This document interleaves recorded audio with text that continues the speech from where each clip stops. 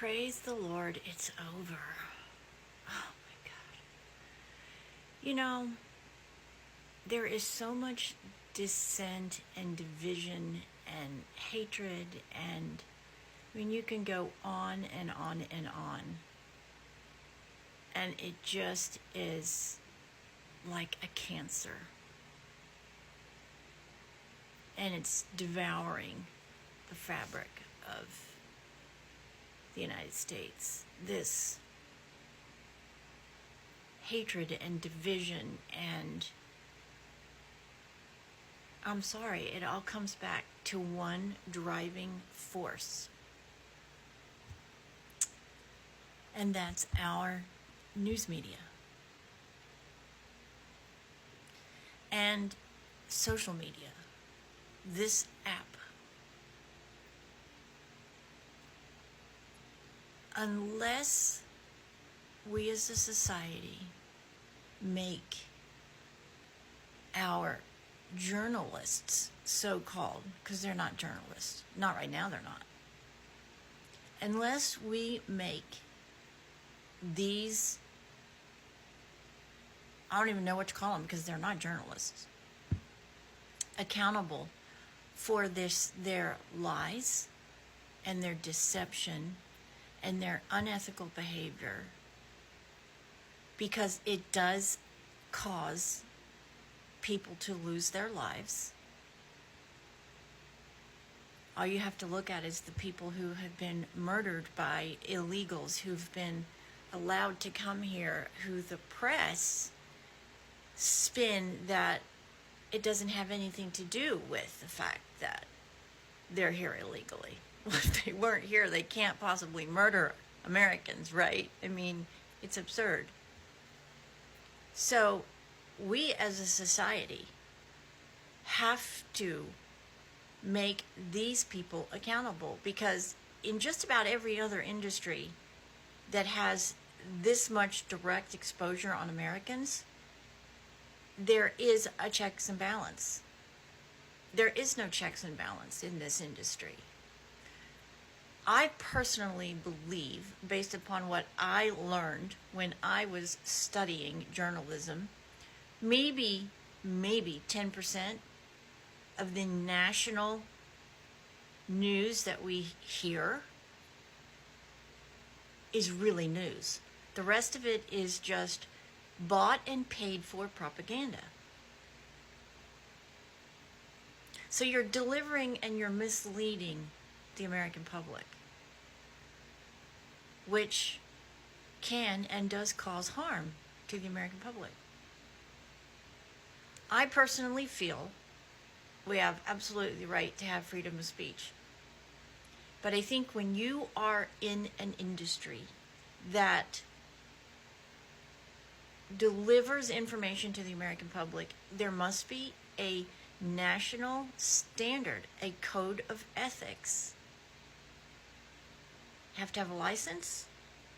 You have to sign a contract.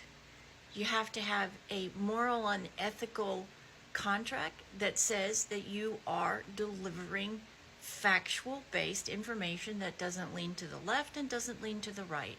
It is just strictly a factual-based industry.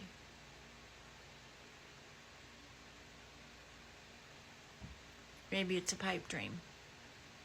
But after seeing the lie after lie after lie after lie after lie after lie, and even going so far without back-checking a story to accuse a former president of interfering in a ceasefire when it's already been debunked that it is completely and totally false.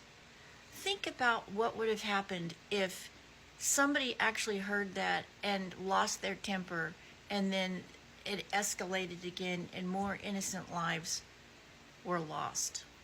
That person, that individual that posted that story, I'm not going to call her a journalist because she's not, has blood on her hands if that had happened. And there has to be a consequence for irresponsibility.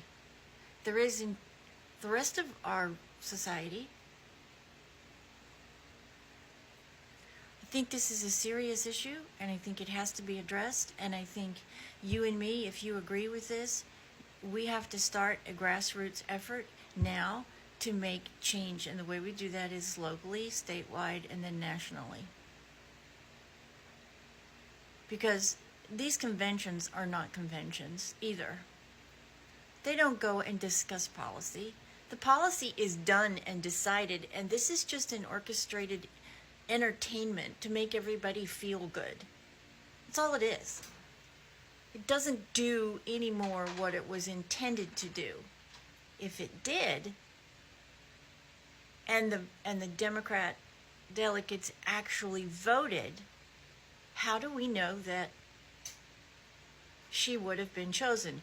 The key here is all of that money that has been donated can't be controlled by anybody else. The money, the money, the money, the money, the money, the root of all evil. And it has bought off the delivery system of delivering facts to the American people, which is the definition of journalism. Non-biased delivery of facts. That is the definition of journalism. That died a very, very long time ago. And it is one of the biggest reasons, maybe the biggest reason, that this nation finds itself at this crossroads,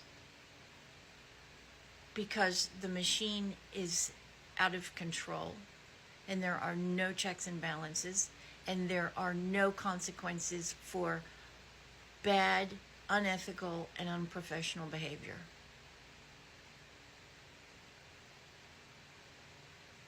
It is not what was intended by all of those brave men and women who came to this land and made a country.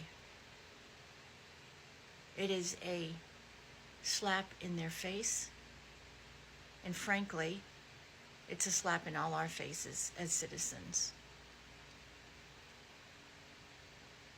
And we must hold our lawmakers to a higher standard as well. Or our civilized society, it won't survive it. Don't know if you agree with me or not, don't really care. Just putting my opinion out there as I'm entitled to do by my freedom of speech. I sure hope our future is not what was put on display in Chicago this week.